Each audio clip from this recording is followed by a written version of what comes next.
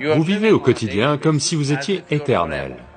La conscience fondamentale que celui-ci est mortel, si vous acceptez cette seule chose, il n'y aura pas d'insécurité, parce qu'il n'y a rien à gagner, rien à perdre dans cette vie.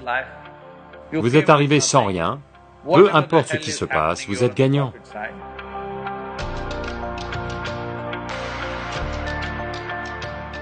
Sadhguruji, ma question c'est comment gérer les incertitudes? Comment gérer l'incertitude? La vie est incertaine. Il n'y a pas de sécurité dans la vie, parce que... Dois-je vous révéler un secret? Aussi jeune et en bonne santé que vous soyez, vous allez mourir un jour. Je vais vous bénir d'une longue vie, mais vous allez mourir un jour, c'est ok? Non? Donc vous pouvez mourir joyeusement, ou vous pouvez mourir en pleurant, c'est à vous de voir. Mais de toute façon, vous allez mourir un jour, oui ou non? Si vous dites « je ne veux pas mourir », aujourd'hui vous commencez à chanter « je ne veux pas mourir, je ne veux pas mourir, je ne veux pas mourir », tout ce qui va se passer, c'est que vous n'allez pas vivre, mais vous allez mourir. Oui? La peur du « je ne veux pas mourir » va faire que vous ne vivrez pas, mais elle ne vous empêchera pas de ne pas mourir. De toute façon, vous allez mourir. Accepter que vous êtes mortel est une chose très importante. Si vous n'acceptez pas que vous êtes mortel, vous vivez dans un monde fantaisiste, un monde irréel, pas dans le monde réel. Le monde réel, c'est que on arrive et on repart. Un nombre incalculable de gens sont arrivés et repartis avant nous, n'est-ce pas? Vous êtes dans une institution qui date de 1857. Je me demandais à l'instant comment ils ont commencé une institution cette année-là, parce que cette année-là, il y a eu une telle agitation dans tout le pays. 1857, beaucoup de révoltes dans le pays, mais d'une manière ou d'une autre, quelqu'un a réussi à lancer une institution.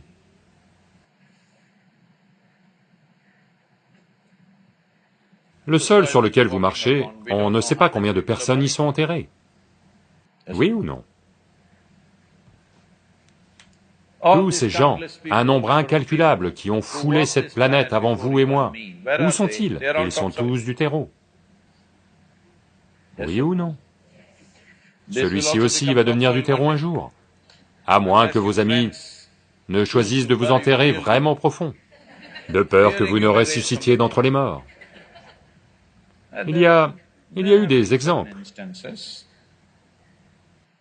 Ceci est arrivé. Il y avait un vieux couple au Texas, de plus de 75 ans. C'est leur rêve d'aller en Terre Sainte ou à Jérusalem.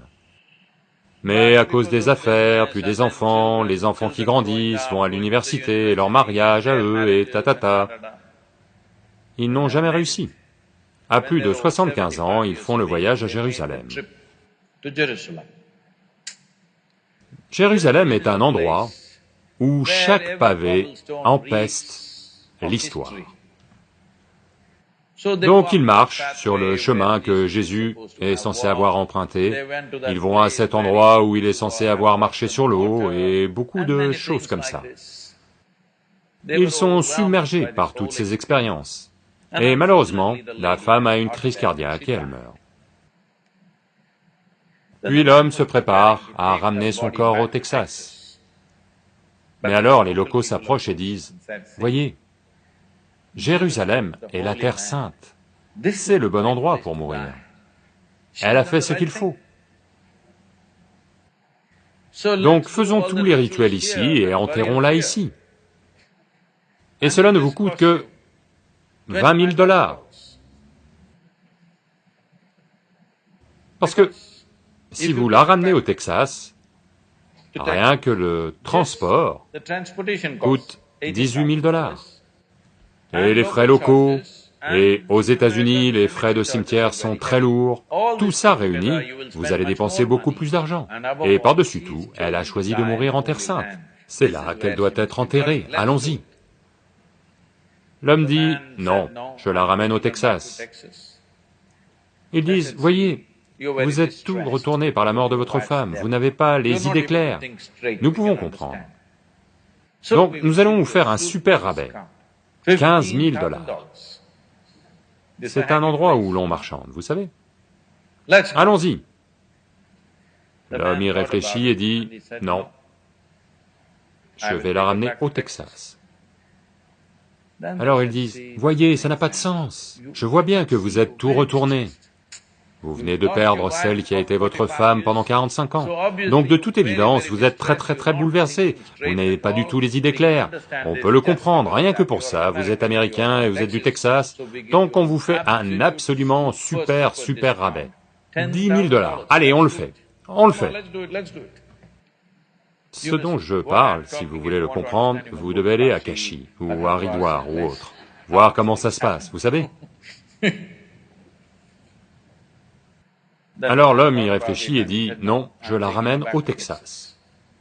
Ils lèvent les mains au ciel et disent, pourquoi? Qu'est-ce qui ne tourne pas rond chez vous?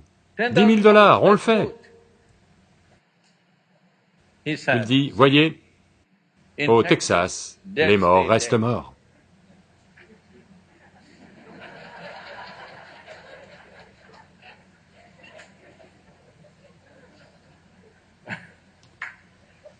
Donc, si vous acceptez que vous êtes mortel, sécurité, insécurité, tout ça va s'en aller. Vous vivez au quotidien comme si vous existiez pour toujours. La conscience fondamentale que ceci est mortel, ceci n'est là que pour un temps limité, si cela était vous savez, une chose normale et consciente pour vous, vous feriez le meilleur usage de votre vie, à coup sûr. Et si vous acceptez cette seule chose, il n'y aura pas d'insécurité, parce que il n'y a rien à gagner, rien à perdre dans cette vie. Vous êtes arrivé sans rien, peu importe ce qui se passe, vous êtes gagnant. Oui ou non?